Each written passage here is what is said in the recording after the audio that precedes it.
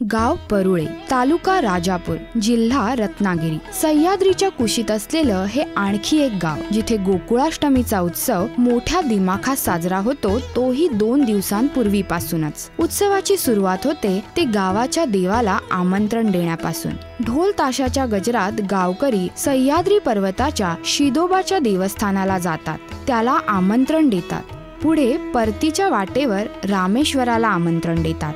जन्माष्टमीच्या संध्याकाळी महालक्ष्मीच्या मंदिरात सर्व गावकरी जमा होऊन ढोल ताशाच्या गजरात आरती करतात आणि मग गोपाळ कृष्णाच्या मंदिरात परततात. कान्हाच्या पाळण्याची सजावट केली जाते.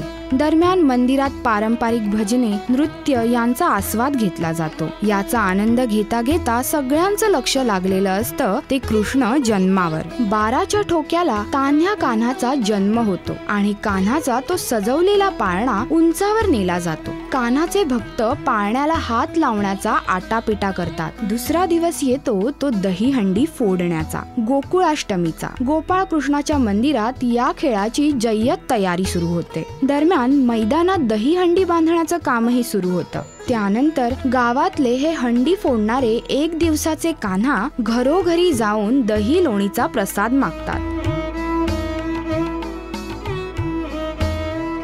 आणि मग संध्याकाळच्या सुरुवातीला ते सगळेजण दहीहंडीच्या मैदानात एकत्र येतात. त्यानंतर पारंपरिक खेळांचा एक फड रंगतो. कबड्डी खेळण्याआधी जसं एक वॉर्मअप सेशन होतं ना, अगदी तसंच. त्यानंतर रंगतो तो दहीहंडीचा खेळ. भजन, कीर्तन, ढोल ताशे यांच्या नादात गोकुळाष्टमीचा हा सण रत्नागिरीच्या परुळे गावात साजरा होतो.